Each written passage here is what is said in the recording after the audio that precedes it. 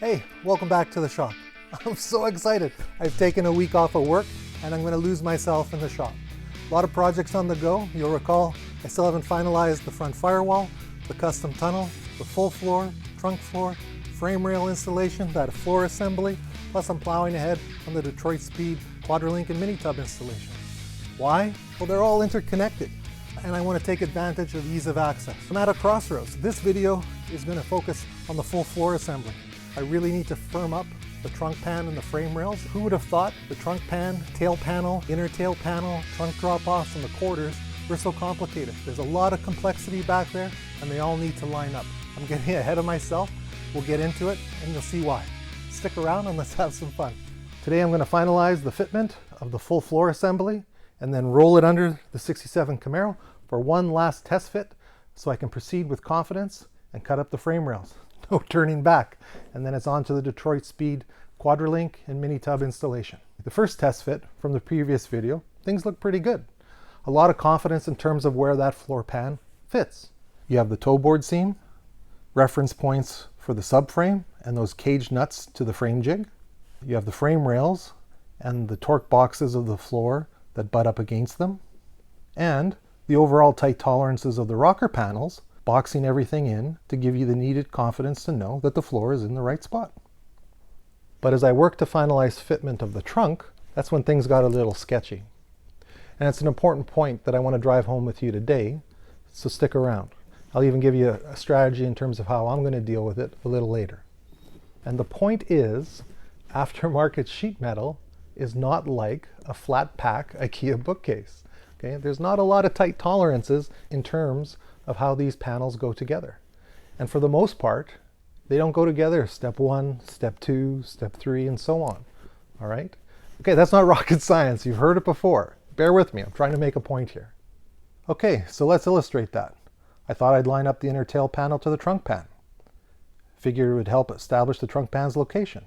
You know, front to back. After all, it butts up against the frame rails, right? You would think that should be pretty easy. You simply measure the width of each panel, divide by 2, mark a line, line things up, and you clamp them together. Bob's your uncle. No problem. Well, no such luck. And that's the point I want to make and show you. Stay with me. We're almost there. Okay?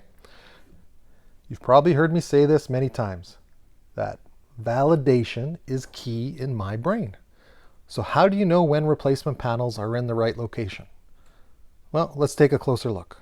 Okay, so I know you get it. Right? Thanks, Captain Obvious. So having said that, what's the strategy? All right. So I was watching Juby Mays recently. Amazing Metalworks, I think it is. If you haven't seen him, check him out. Good guy. And he basically said that you need to let all these various aftermarket panels speak to each other. Okay. So what does that mean? Well, at the AMD installation center where he works, they basically assemble an entire body with aftermarket panels and secure them with sheet metal screws. Okay? Get all the various tolerances fitting pretty good, screw it together, and that allows them to adjust as they go to zero in those tolerances. And that's the takeaway, because when he said that, it resonated with me. You know, because as much as I was trying to do as well, step 1, step 2, step 3, this sequential installation, you know, to go baby steps to make sure that, you know, I'm restoring something back in its spot and not lose the reference, you know, its reference. Well, when you're dealing with this type of body off floor assembly, that's out the window because you're assembling it on the jig and you're not responding to the various tolerances in the car. You know, if I was just sectioning out the inside of the trunk pan, well, you got the trunk pan all around you for reference and you zero it in. You know, same thing with a floor pan. If you're sectioning in pieces of a full floor, well, you have the rest of the full floor to, you know, respond to and fit that patch in. Okay, but that's the unique context of assembling the full floor on a jig out of the car. You know, this out-of-body experience, as I'm fond of saying. You gotta take a leap of faith and you gotta start to assemble all these panels, screw them together, and begin to work those tolerances as a whole, not individually. Not step one, not step two, not step three. So that's how I'm proceeding. I'm going to bring together the full final floor assembly as I see it, screw together, and then roll it under the 67 one last time and move forward. I'm going to show you how I go about doing that step by step. And the first step is to find the center lines. Okay, let's have a look. So I've dimmed the lights to show you what I've done as a starting point. I found the center of the floor assembly. See the laser lying down the middle. I've taken my white marker, traced over it, front to back. So how did I establish the center line? Well, the front here, I took a center line from that cage bolt and from the other cage bolt and drew it across, plumb, and marked it on the top of the tunnel. At the rear of the floor pan, I took the center line from the seatbelt bolt to the seatbelt bolt and transferred that center line down on the back of the floor pan. On the trunk pan, I took the center line of the shock mount to the other shock mount and transferred that center mark on the crown of the trunk pan. And at the back of the trunk pan, I took the center line from the bolts to the bolts, measured across, marked the center of the trunk pan, and brought that around to the front. You can see the laser there, all the way to the back. So why did I go through this effort? Well, I have confidence that the floor assembly is in the right location, right? But I don't in terms of the trunk pan or the frame rails, because there is a bit of wiggle room. You can pivot the frame rail a bit, and same thing in the back. You know, is the trunk pan centered on those frame rails? Don't know, because there's no real tolerance yet. I haven't established on either side against the quarter panel. There's too much play. So I want to measure off of the center and make sure that the frame rails and then the trunk pan are properly located. So just to validate at the back of the floor pan, you know, measuring from the frame rail, the inner frame rail to the center line, and then from that center line to the inner frame rail tucked under there, I'm bang on, right? The upper link front mounting pockets for the DSC QUADRALink are referenced off that. I even validated that to the center. They're bang on, right? They're off the same reference point. One would expect that. So moving back here now to the mini tubs, I'm able also to measure from the cut, which was referenced off the edge, back to center. You know, are they equal, both sides? Yeah, they're bang on. Okay, more confidence. The cutouts for the mini tub are correct. Here, the frame rail, the gap underneath on this side, on that side. Now I can measure with the laser on to make sure that the frame rails and the trunk pan are centered, right? Similarly at the back. One step closer to having some confidence, and then I can start to screw it down. But what's remaining is the trunk pan. Can it come forward or can it come back? That's the last question to answer.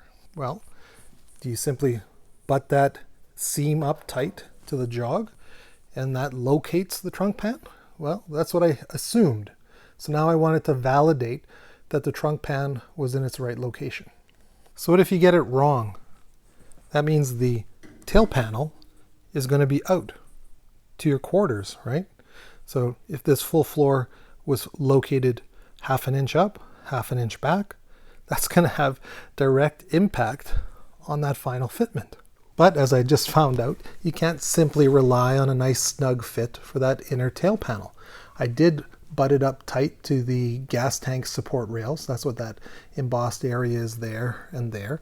So it sits flush against that, tight to the underside. And one would think that, hey, that's in the right location. So when I had the floor assembly rolled in under the Camaro, I located the trunk pan in its location where I thought it would be, and I screwed down with a sheet metal screw through the frame rail.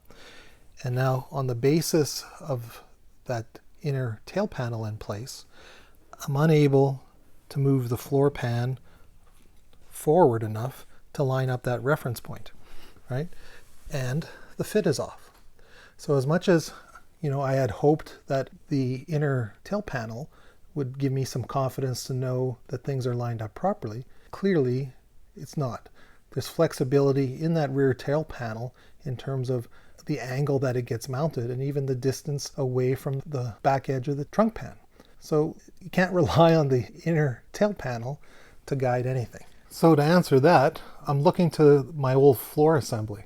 So the beauty of rolling out that trunk floor on my rolling jig is that it's still fairly intact. I've stood it up here in the corner, and now I can take some key measurements off of it.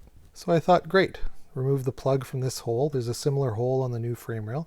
I'll measure from this hole to the edge of the trunk pan, and that'll give me some confidence to know that the floor, the trunk pan, is in the right location. So here, from this edge to this edge, 7 inches. I checked it out on the new floor assembly. No way, it's out. So, okay, well, let's cross-reference this hole to a suspension component. So from the spring perch to the hole, took a measurement, tried to validate it on the new frame rail. Different. This hole's in a different location. Okay, X. Well, the suspension can't be wrong. So took a measurement from, again, the spring perch to the middle of the shock. Okay, because the frame rail and the floor, the shock's on the floor. So if I get this dimension correct, then I know the floor is in the right location. So with that dimension in hand, I validated it on the car from the center of the shock mount back to the spring perch, and the distances are bang on both sides. So I know that the trunk is in its proper location, front to rear, and then obviously with the center lines, everything's square and centered. So I've taken some sheet metal screws all along the seams, secured it, top down to the frame rail all around. I have a secure and square and centered floor assembly, and I'm confident that it's bang on. So I'm going to roll it under the car and let's have a quick look. Well, my ever-evolving frame jig, because I've now raised the tunnel, before I can roll the floor assembly back in, I've had to raise this cross brace from its original location. Similarly, at the back, my Camaro had the fold down rear seat option as part of its deluxe interior. That cross brace between the package tray supports is in the way with the elevated tunnel, but instead of just removing the cross brace, I'm going to take out the entire package tray support. The corners need to be modified anyways for the wheel tubs, and I really need to clean and prep it anyways, so I'm going to pull it out. The package tray supports themselves aren't the prettiest things. I really do like the fold down rear seat. I think it's kind of cool, but what you see when you fold it down, there's a modesty panel, a piece of cardboard basically, that sits within that horizontal brace and gets screwed down to the package tray. You know, not the prettiest thing. I think I'm going to come up with a design for an enhanced support. Let that percolate for a while. But in the meantime, get rid of those interferences and let's roll the floor assembly in and take a look. The full floor assembly is mocked in place on the frame jig. Very happy with it. Time to roll it in under the 67 and see what it looks like.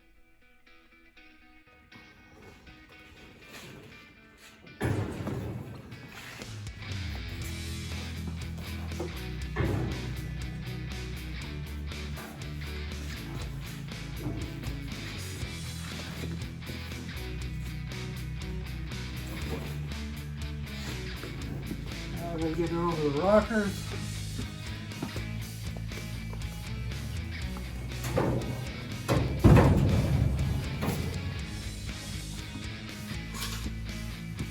There we go.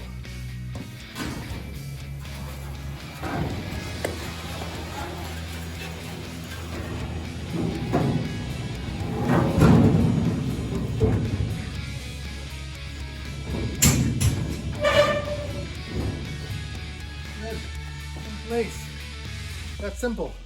Now I just gotta raise the body up and we're good. Okay, final test fit. Everything's looking good. Floor to rocker to toe board.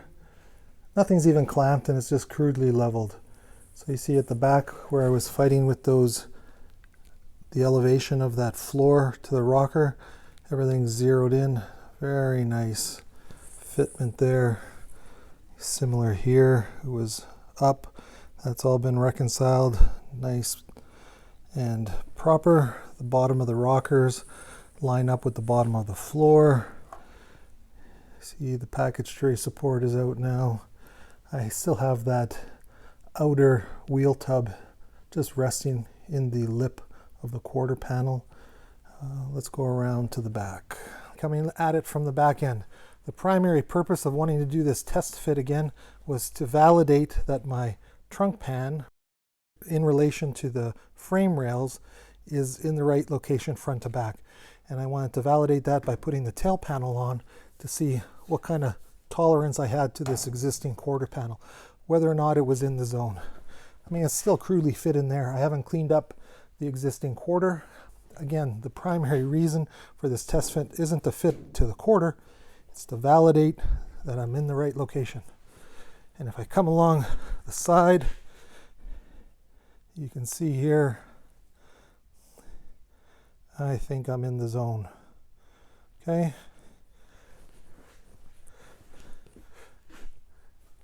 There's still some play on the inside of the trunk. You can see here, I can still get my finger in behind the trunk pan. I haven't cinched down the bolts.